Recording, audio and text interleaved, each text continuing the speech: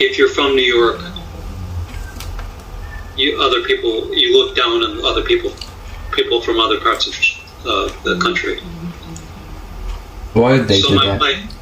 My wife was met somebody from New York here in England, and so they were talking, and the man said, "Now, where are you?" And he said, "I'm from New York, and this is my job," and so on.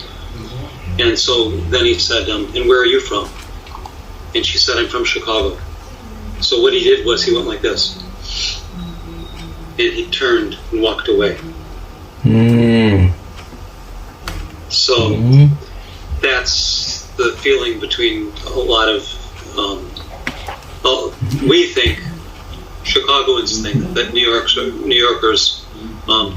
that New York is the world, and if it's outside of New York, it's not worth seeing. Now, having said that, I like New Yorkers. I don't think I've ever met a New Yorker I didn't like, but other people have told me that New Yorkers can be quite rude. Yeah, it can be. I mean, I just can't really see why they, behave like it. From the fact that the New York is also just one city in 52 states of America. Well, yeah, I can't really either, and it's not as bad as it used to be. These days, in the past, you had an English specific accent if you were from Chicago, and so you talked you said, I had it when I was your age. My PE teacher was from Chicago, and I remember he said to us once, "You two guys go over there, you two guys go over there, you two guys go over there." And we all laughed because it sounded funny, because he was speaking with a very heavy Chicago accent. And there was a time when New York had its own accent. There was a time when there was a southern accent. Well, yeah, just to kind of emphasize it to the South Korea situation, I think it also is such a similar situation. Not right now, but 70s, I think. We also had some different dialects and different accents in every places, and of course the Seoul's accent is the standard actually. And I heard from my mom, because my mom was born in Seoul and was grown. We also had very, very distinctive accent. Lots of people can actually distinguish them. Let me ask you this: what impression do people have of Seoul? I mean, so we think that New Yorkers are very rude. How do people from other parts of Korea look at people from Seoul? Well, it's really funny to see and to actually understand how they think about the Seoul people, especially.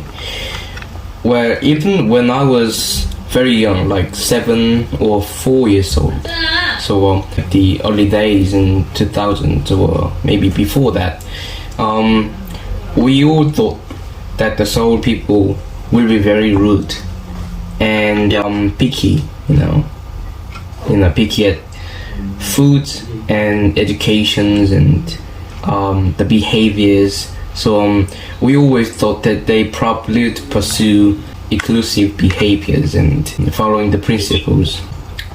The people who lives countryside always want their children who's trying to go to Seoul that if you are trying to go and talk with the Seoul people, then you always have to act very, very stubbornly. So being affable cannot be really helpful to when you're speaking to Seoul people, and you also shouldn't do anything that's mercy or bounty. But right now it's changed. So I think the prejudices that we had on the Seoul people now disappeared, and we can actually get to understand them better. That I think right now we feel like there is no much gaps between like people in Seoul and other regions. Yes. And as you know, I think lots of people moved to Seoul, and so even in the Seoul there will be some people who use dialects, and so the diversity and variety is now being preserved in Seoul as well. Sounds exactly like the way that New Yorkers are looked at over here.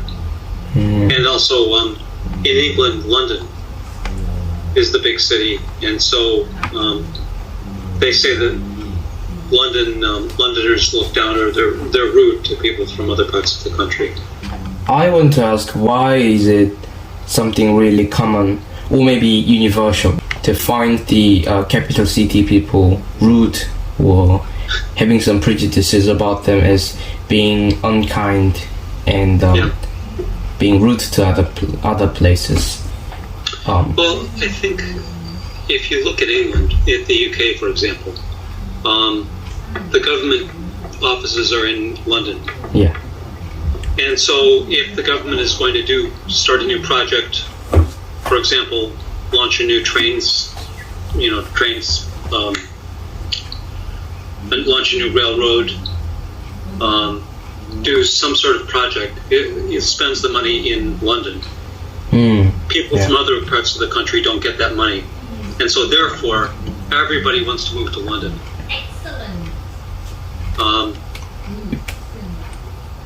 And so London becomes crowded. Now, crowding is a bad thing. They found that if you put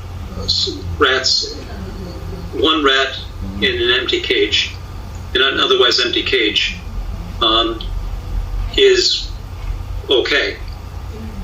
The more rats you put in there, the more crowded it gets, the more angry the rats get at each other, the more murders there are, and so on. And I think that's what happens in big cities, that that rat way of thinking takes effect. And so, because it's crowded, people turn on each other, people get angry at each other. That's what I think. And so probably the same thing is true in Seoul. Most of the government money probably gets spent in Seoul. Is that true? Yeah, well, since it's a capital city, I think maybe every country might do something similar to that. From my understanding, I think we have to kind of agree that the capital city people are more maybe well educated, you know. They have more chances to educational projects and inventive projects for educations. And so basically they are given a lot of chances to do something or to try something.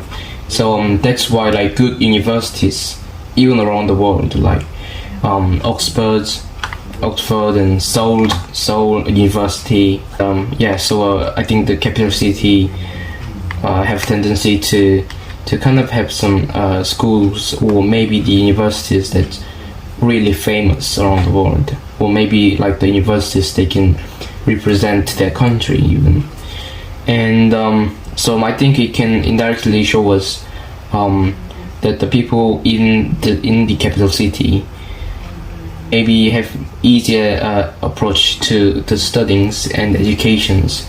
Just having the gaps between the educations can actually cause lots of problems.